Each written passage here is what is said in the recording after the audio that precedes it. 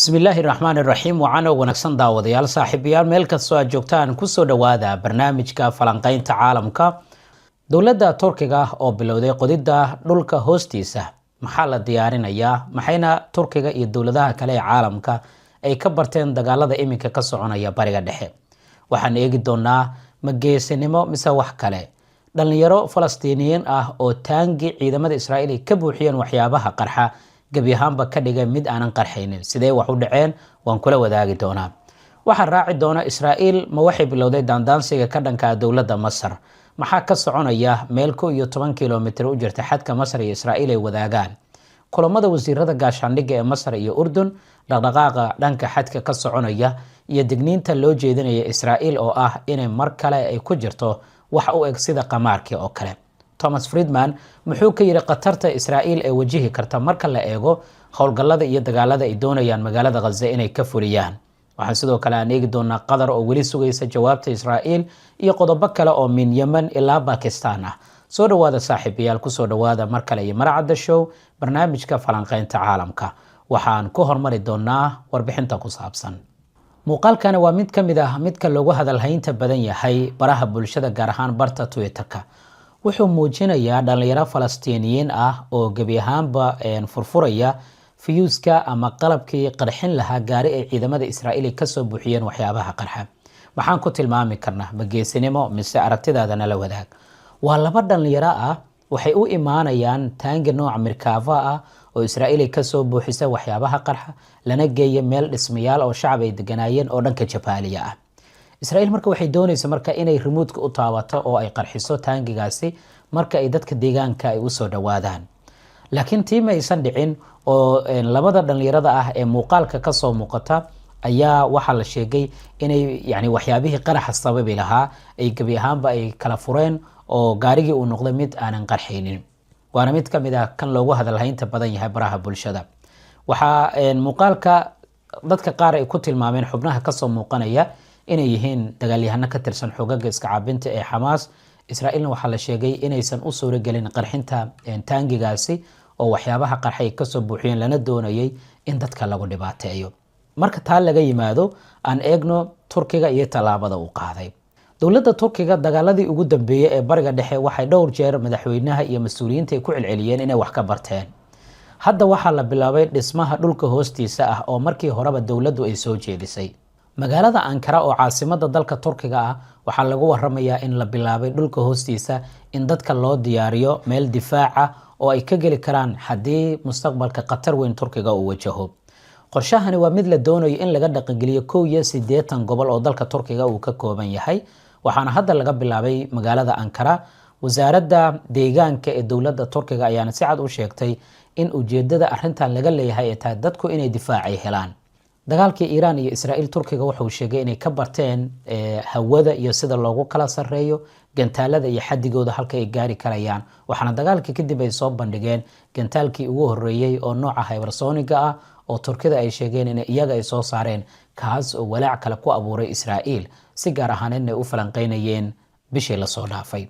hadda marka Turkida lagama sheekeynayo dhismaha dhulka hoostiisa oo tareenada ay maraan, waa dad aad ugu dheereeya oo mararka qaarkii waxaad arkaysaa tareen aad ugu yaraan u sii degaysa 3 daqiiqo dhulka hoostiisa oo aad meelo u dhaadheer ah oo marka aad meel fog aad tagtay kadib laga yaabo xitaa badda hoosteeda inuu kula maro magaalada Istanbul oo dalka Turkiga ah. magaalooyinka Ankara iyo Istanbul oo kale waxaa laga yaabaa inaad aragtaba magaalada hoosteeda dhanba inuu tareen maro oo BL ahaan uu uga shaqeeyo. marka dhulka hoostiisa in la qodo waa dad aad u yaqaana. hadda marka waxaa la bilaabay in deegaano difaac dadka u noqon karaya in la sameeyo. marka meel aad u fog ama gunta hoose ee dhulka in la gaaro ayaa suuragal ah. dhinaca kale markaan eegno Masar maalmihii ugu dambeeyay si gaar ahaaneed ayaan kaga hadlayay culayska ay wajahaysay warbaahintooda macluumaadyada ay ka qorayaan. hadda maxaa soo kordhay? waxaa soo baxaya Israa'iil in ay sheekada hadda u soo dhaweysay ama qatartii ay u soo dhaweysay dhanka Masar oo meel 11 kiiloomitir u jirta. wasiirka beeraha ee Israa'iil Avi Degcher ninka lagu magacaabo waxa uu ka daafuray beero uu sheegay in loogu talagalay dadka inay beertaan. sidoo kale deegaameyn cusub goob loogu talagalay in laga sameeyo ayaa lagu waramaya inuu halkaas uu ka daafuray. arrintan walaaci ayay sii kordhisay. waxa la isweydiinayaa marka dadka halka lagu deegaameynayo iyo dadka beeraha ka shaqeynaya ma waxay noqon doonaan dad caadi ah mise sidii la yaqaanay waa ciidankii kaydka Israa'iil oo mustaqbalka dagaalami karaya? waa su'aalaha ay masaarida hadda sida weyn isu weydiinayaan. waxay tilmaamayaan markan tani inay bilow ay u tahay cabsigelinta masaarida la doonayo in lagu sameeyo mustaqbalkana xaggooda loogu soo dhawaado. markii hore ciidamada waxay ku sugnaayeen dhanka xadka, gaar ahaan Karim Shalom halka loo yaqaano ama Karim Abu Salim. hadda marka deegaamaynta cusub iyo beertaba waxaa laga daafuraya ama beerahaba waxaa laga daafuray isla barta control ee saddex xagalka ah ee Masar iyo Falastiin iyo deegaanada Israa'iil xoogga ku haysato kulminaya ee Karim Shalom loo yaqaano. ma aan wax cusub in Israa'iil ay dhul qabsato. waa tan iyo 1948 ayay meelo badan ay qabsanaysay oo dhul beera ay ku sheegeen ayay qabsanayeen, balse ugu dambeyntii gacanta ayay ku dhigan. waxaa kamid ah oo tusaale loo soo qaataa sida kayntii nabadda ee magaalada Qudus, halkaas oo markii dambe ay la wareegeen.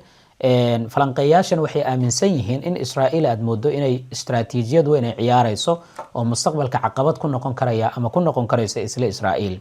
tusaale ahaan wargeyska Haaretz oo kale waxa uu daabacay maqaal oo ka soo xiganayo Shlomo Penyamin la yiraahdo oo falanqeeyo ah, isaga oo ka digay in Israa'iil aysan waxba ka baran taariikhdii 1973 iyo siyaasadii arrimaha dibadda Henry Kissinger ama wasiirka arrimaha dibadda ee dowladda Mareykanka. marka maqaalka waxa lagu leeyahay Israa'iil qatar weyn ayay wajihi kartaa. sidee hadda u dhaqmaysa marka la eegana waa sida ruux qamaar ciyaaraya oo kale oo markasta qatar dheeraada galaya.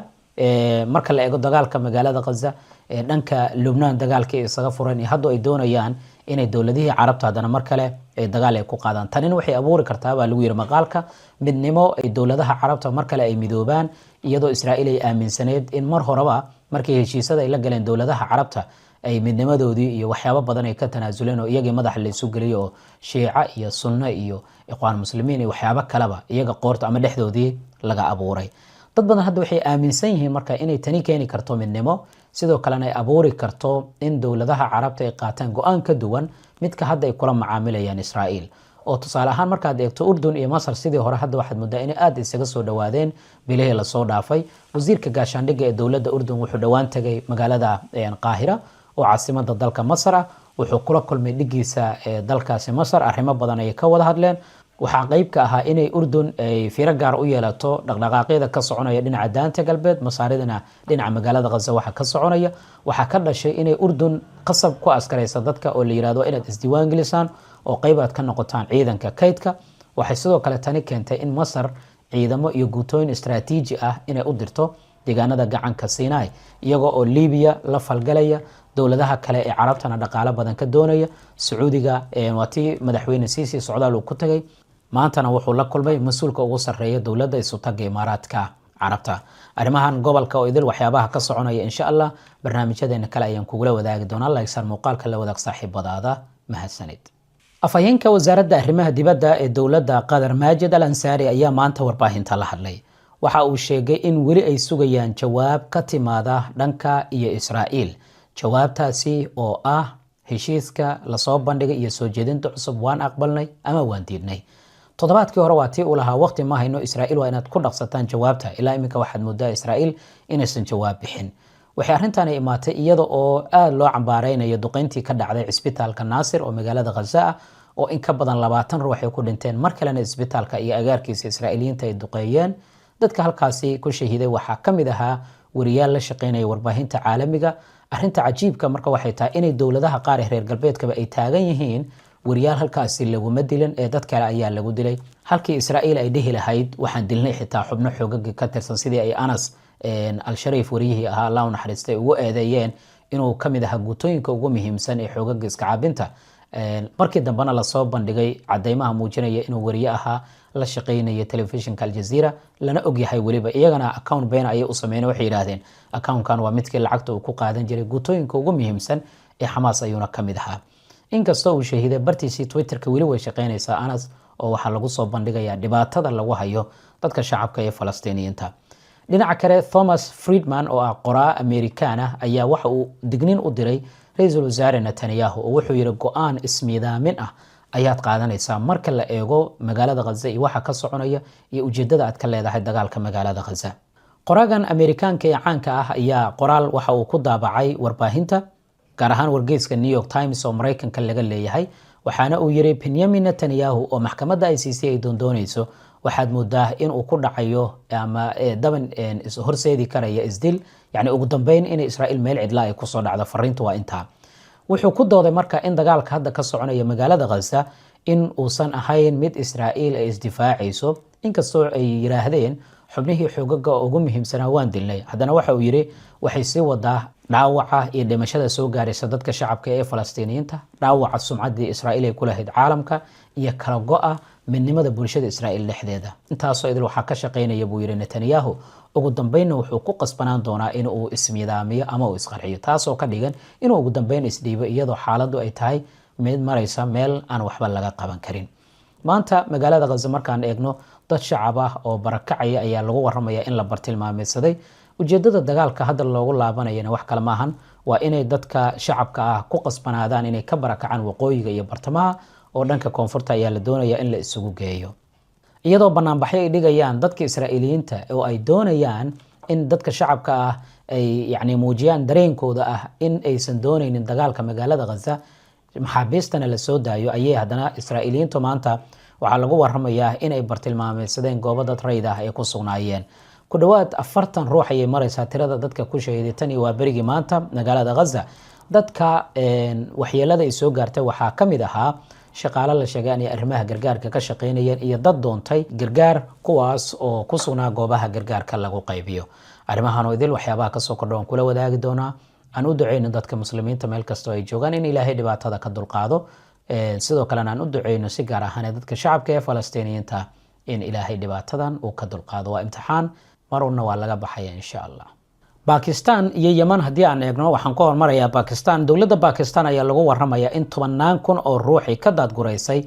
bariga dalkaasi maanta oo Talaado ah kadib markii dawladda Hindiya lagu eedeeyay inay sii daysay biyo aad u badan markii biyo xireenadu ay biyihii buux dhaafiyeen waxa taasi ay sababtay in biyihii ay Hindida fasaxeen inay galaan deegaanadii dadka shacabka ahaa ee Pakistan ay deganaayeen 10,000 oo ruux ayaana laga daadgureeyay guryahooda daadgureyntan waxay timid kadib markii New Delhi ay digniin u dirtay xukuumadda Islamabad suuragalnimada daadad dhanka xuduudaha ah iyadoo xiriirka diblomaasiyadeed ee labada dal uu aad u xumaaday wixii ka dambeeyay dagaalkii bishii May dhex maray labada dawladood Hindida markii biyihii ay ku bateen oo iska fasaxeen waxaana ay biyihii ay gaareen dalkaasi Pakistan musiibo qaran ay arrintan lagu tilmaamay iyada oo dhawaan Pakistaaniyiintu ay la daaladhacayeen roobab mahiigaan ah oo daadad sababay oo ka da'ay gudaha dalkaasi Pakistan Yemen markaan eegno hay'adda bisha cas ayaa lagu waramayaa inay dalbanayso in dadka wax loo qabto in ka badan 100,000 oo ruux ayay saameyn ku yeesheen kadib markii daadad ay ku dhifteen qaybo badan oo kamid ah gudaha dalkaasi Yemen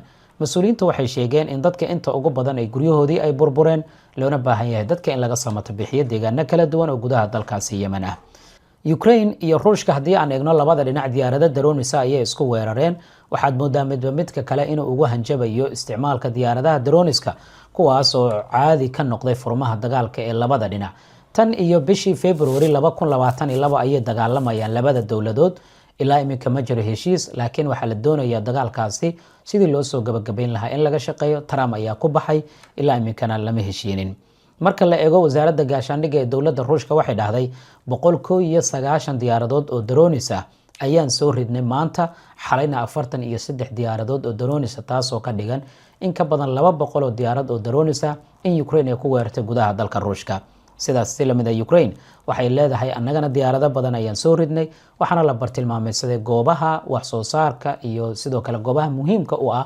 dhaqaalaha dalkaasi Ukraine wararkaas ayaa waqti xaadirkan ugu waaweyn aan eegno wararka ugu dambeeya intaanan soo gabagabeyn ergeyga Mareykanka u qaabilsan bariga dhexe Tom Bragg ayaa maanta waxa uu shaacu ka qaaday in fariin ka timid Israa'iil uu gaarsiiyo dawladda Lubnaan waxaa lagu qasbayaa inay hubka ka dhigto xoogaga Hezbollah oo Lubnaan ka dagaalama iyada oo la doonayo inay noqdaan sida dadka shacabka ama urur xisbi siyaasadeed oo weyn oo kamid noqda xisbiyada ka dhisan gudaha dalkaasi Lubnaan waxyaabaha ka soo kordha arrimahan waan kula wadaagi doonaa falanqayntii qaybtan waan inta mid lamid intaan ku kulmi doona nabadgelyo amaana Allah والسلام عليكم ورحمة الله وبركاته